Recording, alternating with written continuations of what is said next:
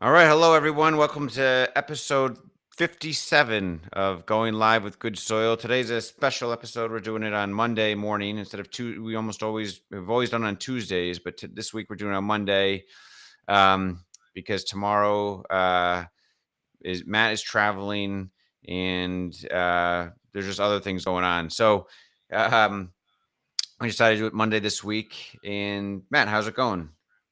Good. I'm in the new office, which is nice. It's been a long time coming. I remember like 6 months ago, there were live streams where they were just like hammering in the background. So I'm glad that we're finally through that. So that's good. Tesla's green by a mile, so that's great. Yeah, things are going well. It's shareholder meeting week. We got split coming up. Seems like a lot of things are good. But how about you? How are you doing, Emmett? I'm doing good. Had a great weekend, an incredible steak dinner last night, which was filling, and played some golf this weekend. A round of golf I haven't played in like 6 months. I'm not very good, but it was nice to be outside in the sun and yeah, spent time with my kids and all kinds of stuff. So it was a good weekend, and it's nice Monday to see Tesla up in a big rally last week into this week, and we'll get into that. But first, we usually talk about the macro market stuff. I mean, macro market, a lot to talk about. Negative GDP, right? So it's like, are we technically in a recession or not? I mean, it seems like, even Wikipedia is changing the definition of recession now. What's going on here? What do you think about all this, Matt? Yeah, I mean it's getting a little Orwellian when you don't like something, so you change the definition of it and like hope people don't notice. And like the fact that Wikipedia is actually kind of running with this, and the media is not really like calling out this kind of overt just change in the definition in order to kind of avoid the big scary R word in an election year. It's just I don't know. It's Yeah, it's a sad commentary, I think, on kind of the state of politics right now. Um, yeah, but I mean, from an economic standpoint, I was pretty surprised. I mean, I think the consensus was like plus 0.3% GDP growth for Q2, and it came in at minus 0.9, which is like that's a pretty big miss. yeah, But I think it was one of those situations where bad news is good news. I was worried that might be like too bad of a miss, where the market might say, okay, well maybe the Fed slows down, but still like the economy is really slowing down a lot more than we thought. So, but stocks really rallied. So I think the yeah. the prevailing thesis is that they're going to have to change course. Yeah, I agree. And there's also we're getting more signal, I think, this morning. Apparently, the Cleveland Fed inflation forecast for July now is a CPI increase of 0.27%, which is annualized at 3.24%. So instead of, I guess, last month it was 9%, and now it's going to go down to 3.24% annualized. I mean, if that's the case, that's incredibly a reversal there. I mean, I don't know. What do you think about it? Do you think there's any That would be veracity in like that? case closed, job done, like Yeah, no one's immediately going to talk that the about Fed would inflation. change course.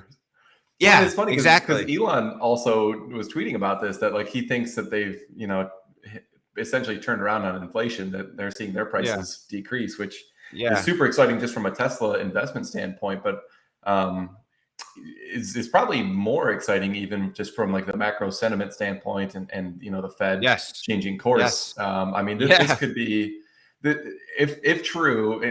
I'm skeptical. I mean, that much of a drop in 1 month, I would take that with a heavy grain of salt.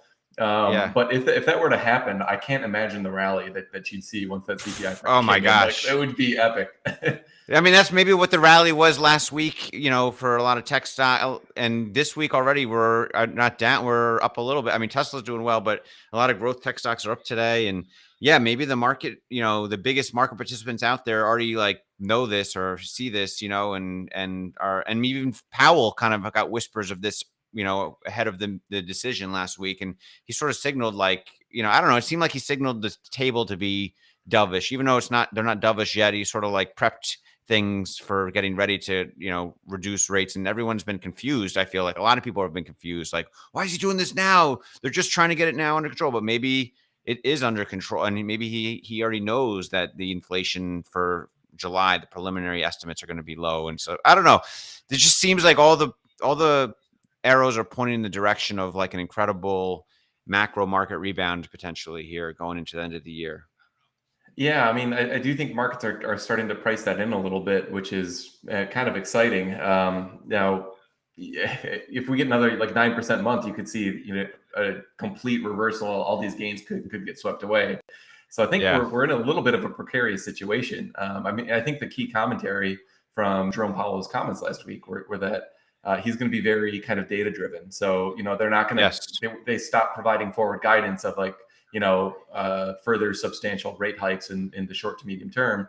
He's basically just saying, hey, we'll look at CPI and we'll, adjust accordingly, CPI and Yeah. unemployment. So, Yeah. yeah, but I mean, the surprising thing is that employment has remained relatively strong in the face of some kind of weakening macro, environment with GDP being negative. But if you have this, I'm not at all banking on this, but if you have this scenario where like, the economy doesn't, completely stall out, unemployment remains, relatively stable, and then inflation comes back down to like 3% Yeah. or lower.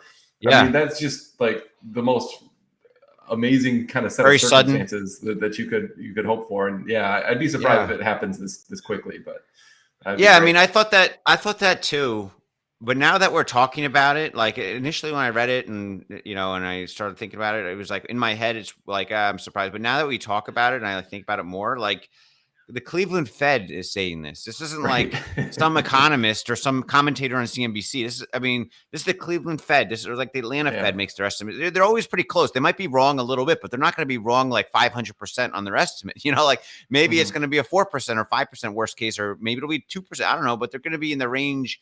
If it's already July is already over. So Yeah. this 3.24% annualized, like I feel like the cat's out of the bag. The more I talk about it, like rally Well, time. Yeah, I feel a like couple months ago, we were kind of talking about this scenario that like commodity prices were falling, back in April, yeah, and it might have even been late March. But we were saying how it takes a couple months for those, decreases in commodity prices to kind of make their way through the system. yeah, Because, it goes like to, producers and then up the supply chain, and, that whole process to get to, the end consumer, takes some time. So yeah, it kind of makes sense that, with the decrease in commodity costs that we saw, plus the Fed's movements, frankly, that we could finally be seeing inflation come down. So yeah. we like to think things in probabilities. I mean, of this like kind of amazing soft landing, perfect scenario that we just painted. What probability would you assign to that? I would. It's going up to 70% plus pretty Whoa, quickly. really? Yeah, 70%? pretty That quickly. surprises Yeah, me. Okay. yeah. In my I'm mind, below my gut feeling. 50%. You're That's below 50. Okay, okay. Yeah, it's going up just because of this new. It was for me. It was below 50 before I saw this new data point from the Cleveland Fed. Now it's just suddenly jumped up, and I'm like, man, now it makes sense of why the market might have been rallying last week too. Like people are anticipating this already. And the Cleveland markets. Fed plus Elon. I mean, those are two pretty Yeah, decent. Like yeah. Elon's been right about everything. He's Yeah, definitely he's right doing about it. everything. He's like the oracle, and then Cleveland Fed is like your actual data point. And if they're going Yeah. to say it, that's that's an actual fact, like data point. I mean, they could be off by a little bit, but July's already over, so it can't be that off. Um, let me see something here. So one other thing I wanted to talk about is like the biggest risk I see macro market wise potentially is I guess China, this Taiwan Pelosi visit. I mean, I'm being tricked into this by the media headlines. The market doesn't seem to think it's a problem because it's not reacting, but the media headlines are saying like China's going to shoot down Pelosi's plane going over Taiwan or something like tomorrow. What's going to happen if that happens? Is that World War III? I mean, this is serious. I mean, I'm laughing because it's so absurd, but that would be really crazy if that happened. Is the media just brainwashing me? What do you think, man? Am I one of those foolish people getting brainwashed with the media headline? I mean, the media is going to drum up So whatever crazy headline they possibly can, of course. But if China is somehow saying they're going to do that, I mean, or is it just some like I speculator? hadn't seen that specific headline that they're like actually going to shoot down Nancy Pelosi's head like aircraft. I mean, that's if like China actually said something like that, that'd be very concerning. Yeah, I do think this whole kind of Taiwan situation though is kind of a legitimate. It's not quite a black swan event because it is foreseeable to some degree. It's not like a total yeah, surprise, but you could imagine the Pelosi trip. I just think is so like ill-informed, and like she's going on her own accord.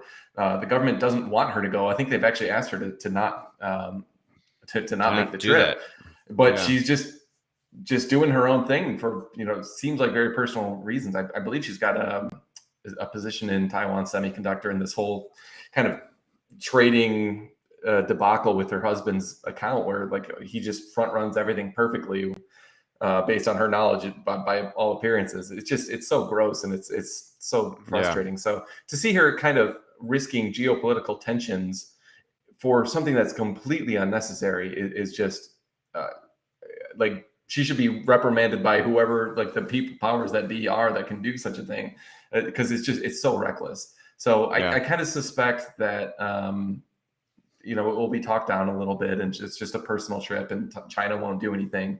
But I am slightly concerned about kind of the potential for rising military conflict between China and Taiwan, because it's always been out there. China definitely, I think, in the long term will invade. I think, but it's a question of when. I think. Mm-hmm. Yeah, I don't know. I don't think it's a. I don't know. I got the. I haven't read into like her reasons for going. I just see a lot of headline, but my interpretation of, hearing commentators talk about it, and I haven't seen any quotes by Nancy Pelosi, for example, like about her trip. I've just seen people talk about what they think it's for or whatever. Like, so I don't have all the information but my interpretation was that she might be going over there on purpose to drum up like patriotism within the US somehow, like to like create conflict so that the US is like more patriotic, and it means like less likely of a major red wave in November of elections. People just like sort of like when you have a crisis, everyone rallies around whatever the current party in charge is, just because they want to all get together on the same side against another common enemy like China.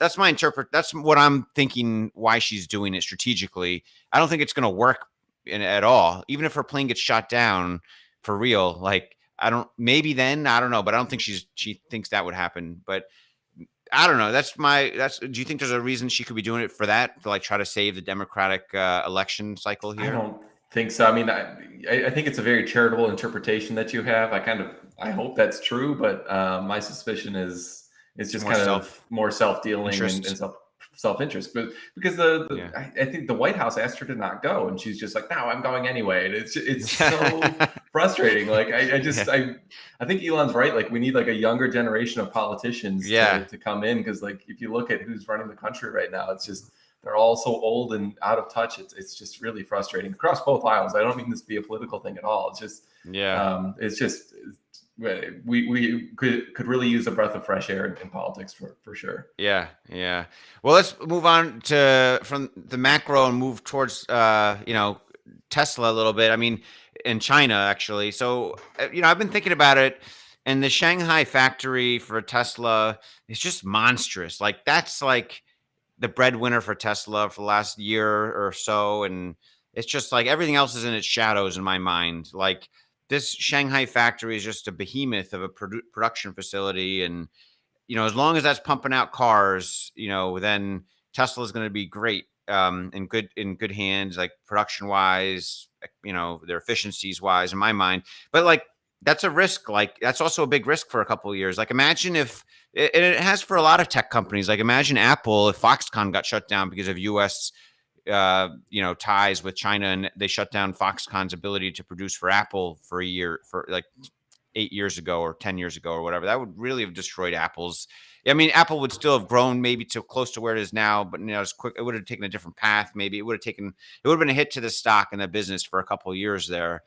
And so that's my only big worry with Tesla in terms of the biggest risk, I think, right now is, if there is some major political fallout between the US and China, it leads into like an economic war, and then somehow Tesla gets kicked out of China, or then that would really hurt, I think, the stock for Tesla in the near term, in the next, like, over like a couple year period, until it's able to like rebuild its Austin and Berlin and other factories. I mean, do you think that's likely? I mean, it's not likely, but how realistic do you think that is of a scenario? Yeah, I mean, I do think it's unlikely. I mean, to do that sort of like essentially nationalization, where you're taking over, a company's assets, like just outright, is, I mean, that's the sort of thing that is like if you look at the history of countries who've done that, it's always been like regimes that are about to fall apart and are just kind of getting desperate. China doesn't need the financial output of the Giga Shanghai plant. I fully expect they're trying to steal all the technology and the manufacturing know-how, and I kind of suspect that's just going to happen. It's kind of like a cost of doing business. But I really find it hard to believe that they'd kind of risk significant economic war for what's in the grand scheme of like the Chinese economy is a relatively small prize. So I think it's pretty unlikely. But I do think that kind of increased scrutiny. I mean, you can have there's all sorts of ways short of kind of nationalization that they could make life harder. You could just have kind of like export tariffs or like new regulations and things that could raise the cost of doing business or slow things down.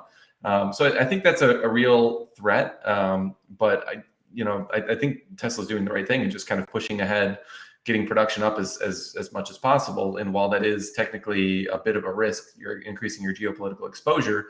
At the same time, you're actually decreasing your geopolitical exposure by opening the plant in Berlin and in Austin and ramping up some production out of other facilities. And presumably they're going to be launching another facility. I think they said they're going to announce it later this year, wherever the next one will be. So, I mean, you've got to kind of accept that there are going to be, you can't scale 50% per year without risk. That's just not going to happen. So I think it's a cost of doing business. And I think it's a prudent one. I wouldn't really ascribe a huge probability to some kind of catastrophic, production goes to zero or economic value goes to zero out of there. Yeah, I don't think it's likely. And I agree with what you said. I just get worried. I'm always thinking about the next big downturn on Tesla stock that is going to, cut it in half or something. And, hopefully a scenario like that doesn't play out. But I mean, there is a scenario that I think is likely to play out to cut the stock down drastically soon. And that's the Tesla split. It's going to cut it down by 66%. So 0.66666. Yeah, 67% if you round up. Yeah. So, but the good news is we get 3 times all our shares get multiplied by 3 at the same exact time. So it's really going to be interesting. That's coming up. The vote for the annual shareholder meeting next week. Tesla's rallying. I mean, the stock split does nothing to valuation, but somehow it's a psychological rallying point. And a 3-for-1 split, I'm not really anticipating a major rally because of the 3-for-1 split. Do you think this current rally that we're seeing in Tesla has anything to do with the upcoming split? Or do you think that's just going to be like a headline that people are saying that's the reason for the rally? So I kind of thought it could be. I mean, we were talking about this last week, even that, the next catalyst coming up was this split. And, Tesla clearly outperformed the market over the last week. And last week we were talking about what would it take for Tesla to get back over 1,000, and we're like, thinking it was like 740 or something like that at the time. And here we are over 900, just 1 week later, less than 1 week later actually, because we're doing it on Monday. So like I kind of suspect that a bit of that was maybe kind of front running the split opportunity, and particularly this morning, Tesla was up like 3-4%, something like that, when the market was like down. It was the only green stock on my feed, and it was green by a lot. So I suspect that could have been some kind of opportunistic funds that were taking advantage of this. Larry in the comments says that the Tesla rally is a reevaluation of the Q2 results. I also think that's true. I mean, we were kind of banking on that as a thesis. I mean, we've been saying for months now, like the market lost track of Tesla's fundamentals, and I think that's true. Yeah. And Farzad says the rally is folks preparing for investment grade and free cash flow becoming an obvious behemoth, especially in Q3 and Q4. Yeah, I think the investment grade upgrade is also potentially a few people getting more comfortable, like buying something and ahead of that.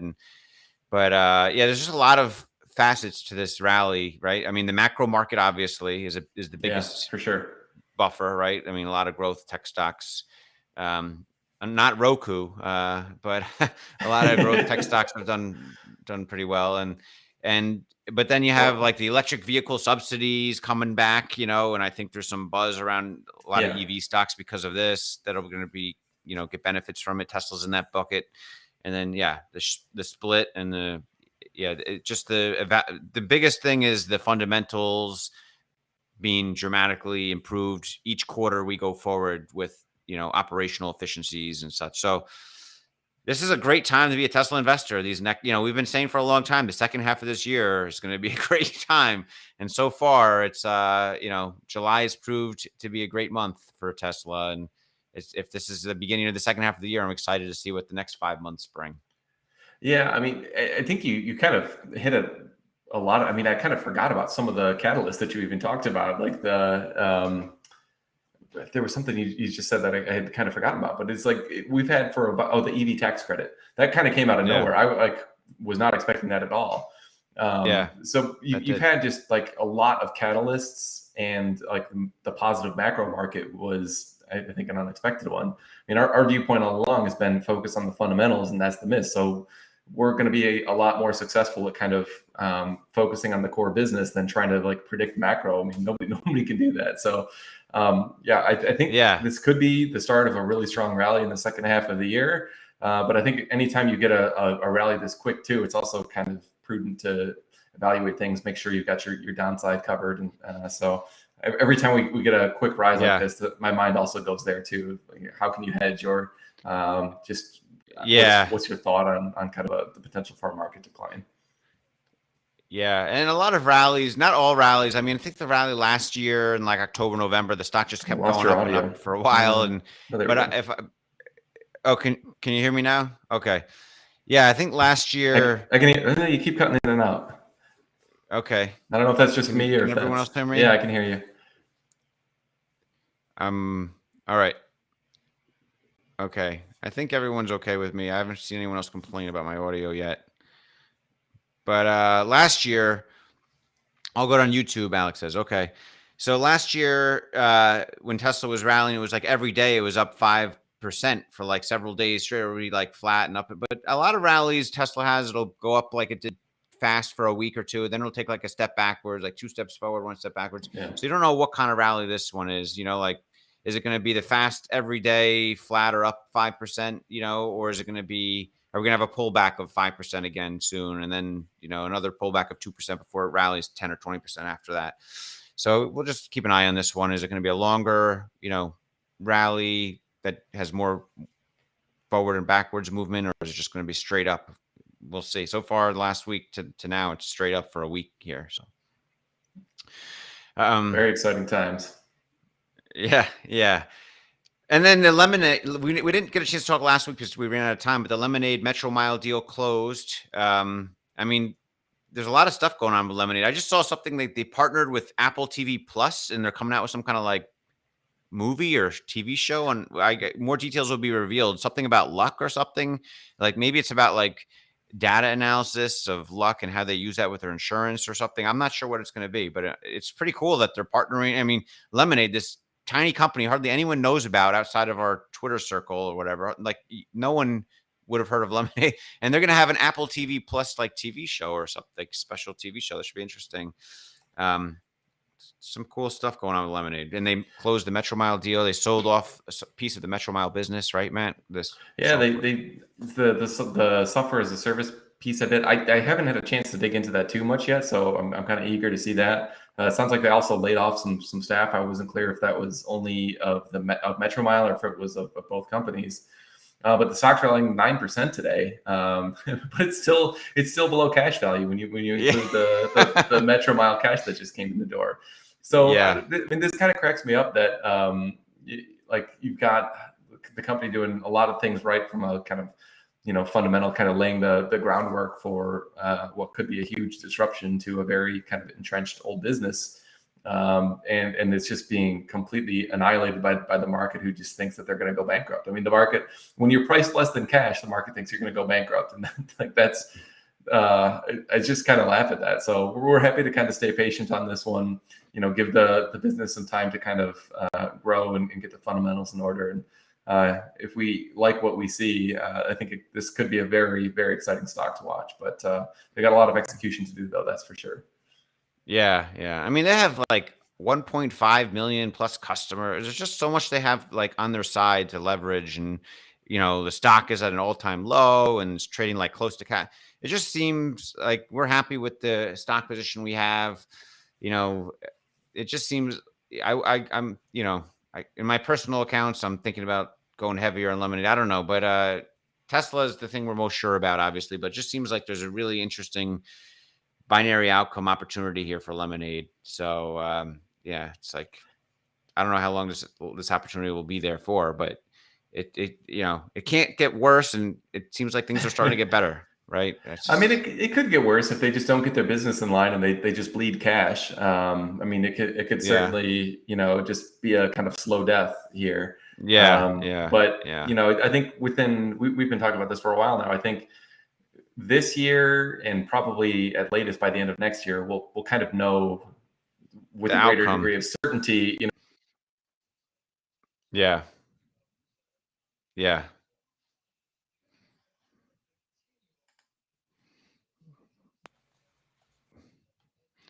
yeah.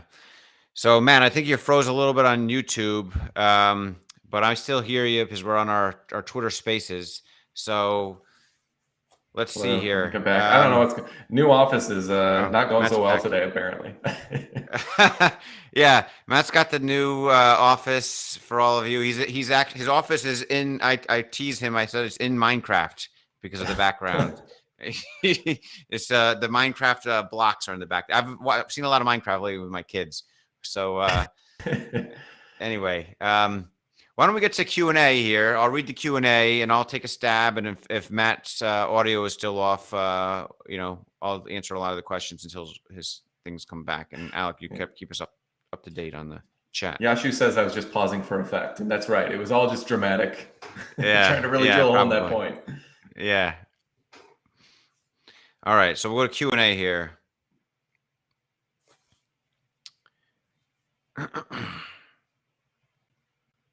First question is from Jason MK99 on Twitter.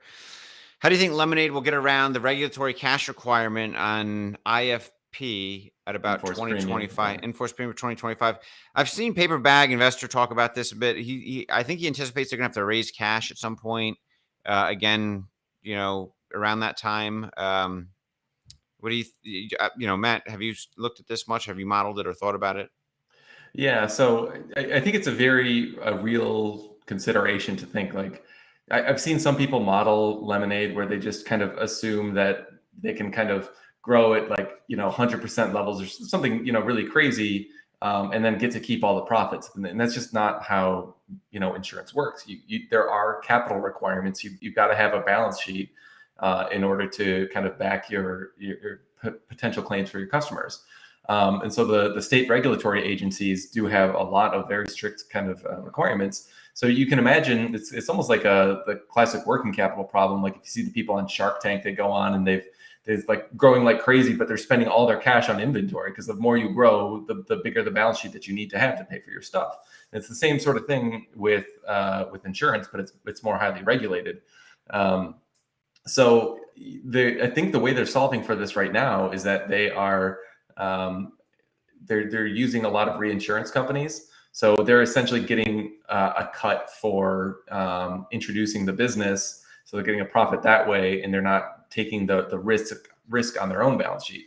So I think that's going to continue to increase as a percentage of their business. That's the way that I've modeled it. Actually, is just that they continue to have reinsurance be a bigger piece of the overall pie until they get to kind of more stable growth rates where their balance sheet can kind of sustain a bigger chunk of the overall business. So I think that's a reasonable assumption. The margins are obviously better in general if you have it on your own balance sheet, but you can't grow that fast.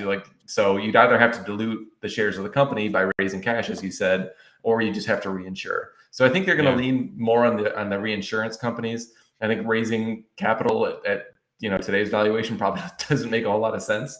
So my sense is like if they get revalued to, I don't know, like 25 billion or something like that, not investment advice, but just a scenario, then I could see them like raising some capital at that point to be able to balance sheet a little bit more business. But for right now, I think it's reinsurance more likely. Reinsurance, yeah. And don't they already do some reinsurance, or have they done it in the past? I remember hearing some interviews with Daniel Schreiber where they were talking about doing reinsurance and trying to understand the difference. Yeah, less margins, but more capital efficient for their balance sheet and such, right? So I guess that's the gist, right? Yeah, exactly. They're already doing it now. I forget when. I don't have my model up right now, but they started doing it a little ways back, and it's grown as a percentage of the overall business, which kind of makes sense given how fast they're growing. So Yeah. yeah, I mean the nice thing though about this MetroMile, and I hadn't thought about this until right now, but with the MetroMile cash coming in, that could potentially help their regulatory requirements a little bit, as long as MetroMile doesn't need all of that amount for their own book of business. Yeah. Yeah. All right, let's do the next question. From Farzad, how you doing, Farzad, on YouTube Live? The comment says, "If Fed comes out and pauses interest rate hike, does Tesla have outsized benefit?" I think all the growth tech stocks have an outsized benefit, and Tesla's just in that bucket. It's in that group for a lot of people, and yeah, I think it does have an outsized benefit compared to the S&P or even the Nasdaq. I think if the Nasdaq rallies 5% that day, Tesla could rally 7, 8, 10% even that day, or if the S&P rally, that S&P might only rally 2.5% or something. That's in my head where I see 2 or 3% rally suddenly from the S&P, 5% from Nasdaq, 1% from the Dow, but 10% for the growth tech stocks up to, what do you think, Matt? Yeah, I think that's true. I mean, we kind of saw this on the way down.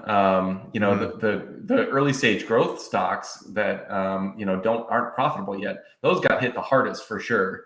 Yeah. The Lemonades, the Rocket Labs of the world, who don't have a profitable business line yet, got their valuations absolutely whacked. Tesla's kind of in this middle ground where they got hit more than the broader market, because it still is a growth company.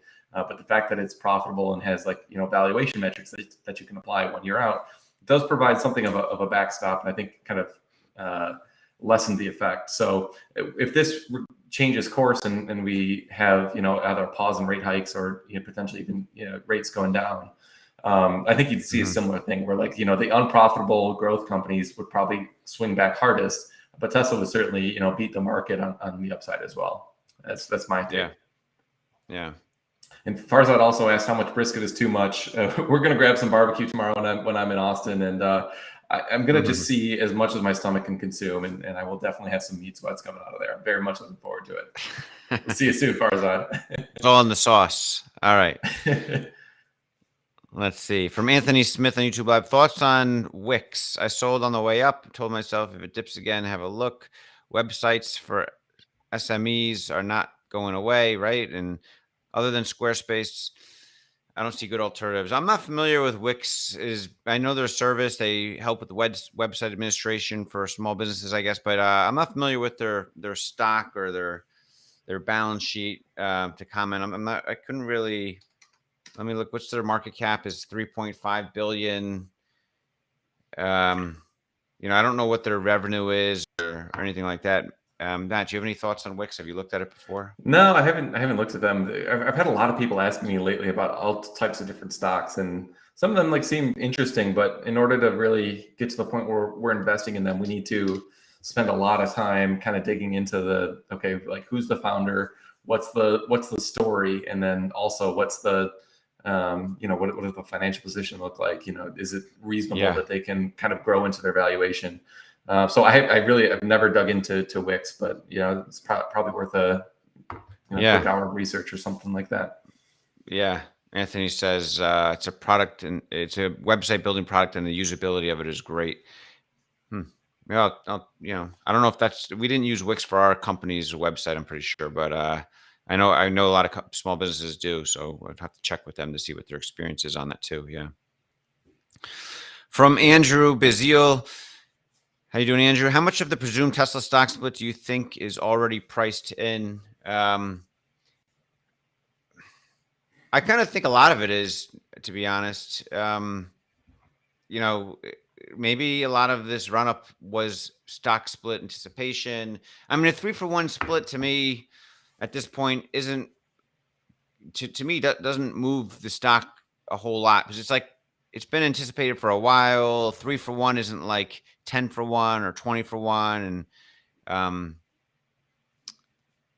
I think I just don't think much more excitement around the stock is going to happen because of the stock split. If it already if there's any to be excitement, any kind of run up in the stock because of the Tesla stock split already. I'm just not anticipating any further benefit of this Tesla stock split in the stock price. What do you think, Matt? Yeah, I kind of agree. I suspect, like we were talking about at the beginning, a bit of the rally probably was at least partially related to the split. But I would be surprised if there's like anything more than say 2% or so of kind of movement from that. Yeah. It's not like Google had a pretty nice rally, but theirs was a 21 for split. I think was it 2 or 3 weeks ago. Yeah. So yeah, I definitely agree with your take, Emmett. It's irrelevant in the long term, and in the short term, it's not one of the bigger ones. So, but Yeah, there's other catalysts that I'm still super excited about, like in the month of August and beyond. Yeah. So, and the first split of Tesla, you have to remember, a couple of years ago when they had their first split, it was sort of a surprise at the time. No one really was talking about it much, and it was just came out of the blue. Like this stock split's been anticipated for like a year plus. People have been talking about it. Like, when are you going to do another stock split? So the first one was a bit of a surprise for everyone, and it was the company's first stock split in its history. There's just a lot more historical reason for it to react very positively. And like it was on the eve of the S&P 500 up, inclusion that everyone knew was coming very soon. So there's a lot of catalysts as well grouped with it, just like there is now. But that particular stock split last time was just more historical. It was just like unanticipated by itself. yeah, I'm more excited about investment grade upgrade. Yeah, I'm more excited about that. Yeah. So ridiculous that it hasn't happened yet, but hopefully we'll get there. Yeah. The first one coincide with Martin Muldoon is saying the first one coincide with S&P inclusion. That's what he said. Yeah. And the second one is coinciding with the S&P investment upgrade, maybe. So kind of Maybe. some parallels, some similar, some rhyming there, maybe. All right. Next question here. From Idar Omar. Oh, I love his music video. Anyone who hasn't seen his song Tesla My Love, it's called. I think it's on YouTube. I tweeted it or retweeted it a couple of days ago. It's stuck in my head still. I was still thinking of it this morning. Anyway, great song, Idar. Do you think Porsche and other big car brands pose serious competition in the near future for Tesla? And if yes, how Tesla will beat them? Yeah, it's funny. Porsche's CEO just took over Volkswagen, the whole Volkswagen brand. So the families that control Volkswagen obviously think very highly of Porsche and the management of Porsche. And I honestly think it's not a big threat to Tesla. I don't think Tesla's got its own DNA. And it's so different than the DNA of every other established auto company. It's not possible for them to kind of reprogram their own DNA, their own corporate DNA to be what Tesla is, not just culture wise, but vertical integration wise, supplier arrangements even probably has a big effect on it, like unionization, dealership models, software is so not integrated compared to Tesla for every other car maker. Everything is outsourced, and including software to Apple or Google or whatever. And I just think that Tesla has no competition for many years. China EVs are the closest competition they're going to have, and the Chinese EV manufacturers. And if and when they, sell outside of the China to the rest of the world, that'll be the competition that we see for Tesla. Any thoughts, Matt? Yeah, I definitely agree with that. I think the Chinese are probably the most serious competitors. But like I was in the Monroe and Associates offices about a month ago, and so just was able to kind of chat casually with Sandy and a lot of the other folks that done all these teardowns of other cars. And there was a BMW i4 there at the time, which they weren't tearing down, but they took a look under the hood, and the i4, for example, which is like a pretty impressive car. Honestly, like I didn't get to drive it, but I was in it, and it's got like great pickup, and it looks like a normal BMW. But they just essentially tried to save time by just using an existing frame, essentially, and then they just kind of like took out all the gas bits, and then they added in a big battery and like a bunch of extra tubes and stuff. So when these engineers were like looking at it, they're like, it's just a total mess. It's so completely inefficient the way that they did this. It's inefficient from like a, energy conservation standpoint while you're driving. So the efficiency of the actual car itself is not going to be great. So that impacts range, obviously. But then it's also inefficient from a manufacturing standpoint. They had, I mean, imagine if your front was just covered in like hoses and tubes and stuff like that, because Tesla just, hadn't thought through what's the most like efficient way to. It's like everything about it Yeah. is bad. It's like bad for the Yeah. consumer who loses that space. It's bad for their margins, and so I think too many of them are making shortcuts like that, and like GM's banking everything on the Ultium, which is pouch technology, and they're so many years behind already. In 2025, they're only targeting 1 million units, and it's just like I think they're making all these horrible strategic decisions. Where I was asking Sandy actually about the Ultium platform, which they haven't had a chance to tear down yet, but he said something to the effect of when you try to optimize for flexibility, you're done. Like you've lost like all the advantages of the great engineering that Tesla has, where they come up with like the best possible system for an electric car. But GM's thinking about like, well, how can this platform be great in a truck, and how can it be great in a car, and how can we like make it work with hydrogen down the road? And so like they're trying to keep too many doors open, and it's going to result in kind of suboptimal EVs, I think. And a lot of the brands are making similar mistakes. Yeah.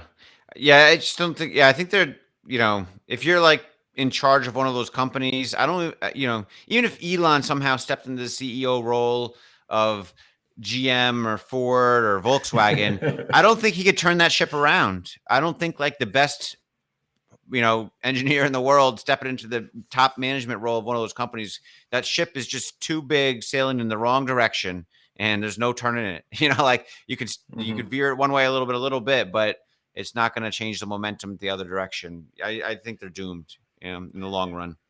Yeah, I mean, the kind of crazy thing is like Tesla's already by far the leading company in terms of margins and profitability. So it's Yeah. like the competition would come if the other companies can get to the point where they are scratching at the door of Tesla's profitability. Because right now they can't compete on price, except for like the really chintzy ones that are so far down market that they're not really like true competitors. Yeah. But so like for a company like Porsche, or like let's say a more mass market company like Ford or Volkswagen, they have to like somehow be able to produce EVs at 30% gross margins like Tesla can already do, and lower prices from there in order to attract more customers or have a better product. Like they're so far behind on that, and Tesla's pace of innovation is accelerating. I mean, that was another comment from one of Sandy's recent videos. It's just like they're already doing things differently on like the new 4680 version of the Model Y that is drastically different from a version that they tore down just a year ago. And it's like, how do you keep up with that? Especially when you're already behind. So I hope there's competitors, but right now there's not. Yeah. And Idar, put in the group chat there in the YouTube Live, put a link to your song. Anyone who hasn't heard it should listen to it. It's a good one. The lyrics are really good, I thought too. Anyway, next question here from Martin Muldoon. Do you think the EV tax credit is a net positive for Tesla? Do you think it will go through? I haven't heard this Congressman Sinema or something, in Arizona. What's the status? She's the one now that like it used to be. Senate Manchin was like the guy in control of everything, and he negated it last time. And now you have a new senator like in control of whether or not it's going to be passed. I guess we find out this week what her deal is, if she's going to approve it or not. But she's like the one gatekeeper that has to vote for it to pass. Apparently, have you heard anything about this? Do you think it's going to go through? I don't know. I kind of suspect it'll change in some fashion. That's going to be hard to predict. By the time it goes through. I mean, in terms of the first part of the question, is it a net positive for Tesla? Yeah, I think it is. I mean, it increases the kind of overall pool of people who could afford a Tesla, which I think is a good thing. There are some issues like with the price levels that are in the bill. So Tesla might have to drop some prices on some of the vehicles in order for the customers to get the credit. So, that's potentially taking away some of the benefit. But I think overall, the fact that you, or the potential that you could have, some way to access a broader pool of consumers is a good thing, even if other companies do get the benefit. I think it'll just accelerate the transition, which is already happening at a pretty breakneck speed. So I don't know. I wouldn't bet on the final form and what that looks like, but I do think generally speaking, as long as it's not like totally excluding Tesla in the final form, I do think it'll be a net positive. Yeah. And there's like that plug-in hybrid, included in it, which is like Yeah. a scenario, sets up a pretty terrible scenario potentially if that's what the automakers are going to focus on only, the plug-in hybrid, 7 kilowatt battery packs, because it makes sense that they would focus on that, because then the dealers could continue servicing those cars because they're also ICEs, they're hybrids. Maybe that's the model they want to keep the dealership models happy. Because dealers selling electric vehicles, they're not that happy with that. There's not ways for them to keep making money off of those sales after the sale. So yeah, I mean, the intention looks good, but the incentive structure is what matters most of how the outcome is going to be. And the outcome could turn out to be like every other car manufacturer just doing plug-in hybrids instead of battery electric vehicles. Do you think that's a realistic possibility here, Matt, if it stays the way it is? Yeah, I mean, I hope it doesn't go down that way. I don't know. I don't feel that my strong suit is on kind of understanding the politics and what's most likely to make its way through. It's just, to me, it always seems like so random. I mean, the fact that this bill even came up, I was not expecting that. Maybe people with more kind of knowledge were expecting that, but to me, it just seemed like it came out of left field. And then all the different like restrictions on, SUVs get one thing and cars get another. So I don't know. I feel like this could completely die, or it could, get broadened in scope. And so I don't know. I just feel like I don't have a great read on this. Yeah. Yeah. Yeah. And as being a net positive, I think it's maybe a slight net positive for Tesla in terms of their gross margins being potentially a little better. But I don't think it moves the needle on their demand. Like I think their demand is, they can't meet their demand one way or another, whether this passes or not. Perceptually, like the perception will be that it's great for Tesla, I think, though. So what that does to the near term stock price, that might help it. But in the long run, I don't think Tesla needs this bill in any way. But it does help. Maybe it does help the adoption of EVs, hopefully incrementally, but just, it's hard to say. How much as a citizen do you want us to go through with all the subsidies for clean energy and hydrogen and all the other stuff that's in there? As a citizen, I want it to go through, yeah, because then, like, if I'm a consumer citizen, not an investor in Tesla, and I'm just shopping around at cars, I would love it to go through, because then I'd be much more likely to buy or I'd be much happier to buy an EV, because I'd have extra few $1,000s in my pocket to spend elsewhere, I guess. Yeah. Yeah, interesting. Next question from Enrique Moctezuma. Do you guys think about Lemonade's capital allocation skills, given they're an insurance company and deal with float? I mean, I don't think there's anything particularly magical about capital allocation for an insurance company. I mean, you just have to go with low risk, assets. I mean, like treasuries or money market securities for the most part. So, I mean, they're going to invest in something. Thankfully, interest rates are rising, so that might help a little bit. Get like a 3% yield or something instead of 1.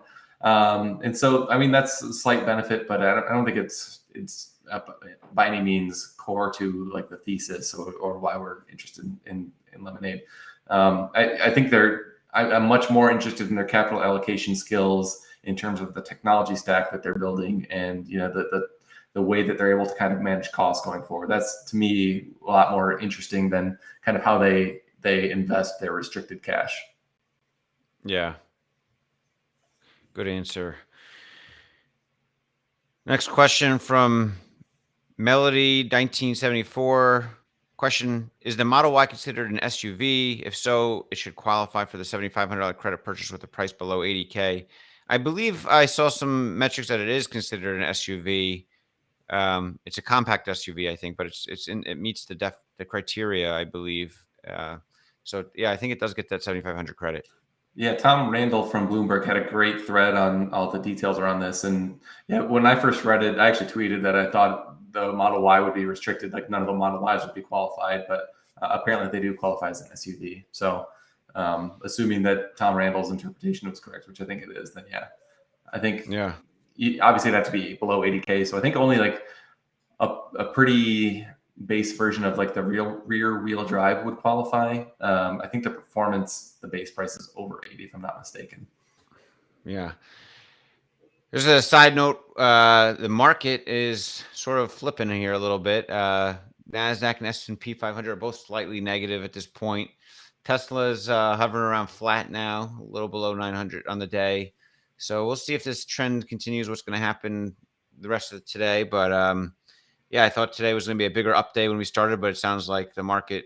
It looks like the market's coming back down. I mean, it's really noise more, when it's just flat, I guess. But we'll see if it ends the day up or down more than 1% or 2%, and we can take some signal from that. Maybe, I don't know, but let's see. I seen another comment. Farzad's just said that Sawyer Merritt just shared in a tweet that Hertz disclosed that the Tesla fleet is 50% cheaper to run than their ICE fleet, which is interesting because I think like Tesla investors and enthusiasts have known this for a long time, that like the maintenance is so much cheaper on these vehicles. And so that like the prudent thing to do is to take that into consideration when you're, and look at like the total cost of ownership instead of just the upfront capital cost. So like, I think it's great that you're getting a big company like Hertz coming out and saying something like that, because I think that can increase awareness. I think we're at this point where like the general population is still not aware of these benefits of like lower maintenance costs and, lower fuel costs and that sort of thing. So this could be, I don't think it'll be like a stock catalyst necessarily, but I think it could be helpful in kind of increasing awareness around, benefits. So that's a pretty interesting point. Yeah. All right. Why don't we do? We'll do one more question, and then we'll wrap things up here. Let's see. From RX100, how will this Pelosi Taiwan visit negatively impact Tesla in China? That's a good question. I mean, you would think it would have already affected, like just anticipation of this visit. The headlines are going crazy with this. I've seen a lot of like panic, stricken headlines about this, and I would think that Tesla would already be hemorrhaging a bit from it if it was a serious threat to Tesla's, relationship with China somehow, or the market thought that. So at this point, I don't think the market sees it as a threat to Tesla in China. Doesn't mean it won't ever get to that point, but yeah, it doesn't seem like it seems like more of a nothing burger for Tesla stocks at the moment. Hopefully that doesn't change, and hopefully it's just the media going crazy with headlines, trying to get us to read or click on their headlines to read more about why this is going to start World War III, or Pelosi's plane will get shot down, or whatever it is that they're trying to make us click, So realistically, we should interview someone that's like at some point in our channel, maybe we should interview some people that are like in China or close to the Chinese, economic situation and how it ties in politically to macroeconomic stuff, or politically to Taiwan. There's probably some analysis to be done there. We could probably get a better understanding of that overall, given how big of a deal it is for Tesla these days. So we'll try to think about someone to interview and talk more in depth about that stuff, I think.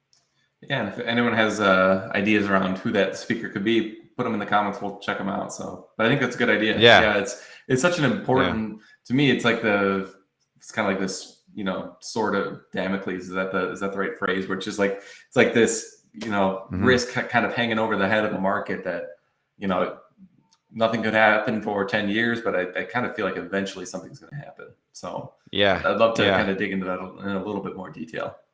Yeah, I would too. And maybe we can make like a round table and get like 2 or 3 people, instead of one person, get like 2 or 3 people. So see what their perspectives, if they all match or they have different varying perspectives, and just trying to educate ourselves and our subscribers more on that, because I think it's going to become a bigger and bigger factor in the next year or two for Tesla of risk potential.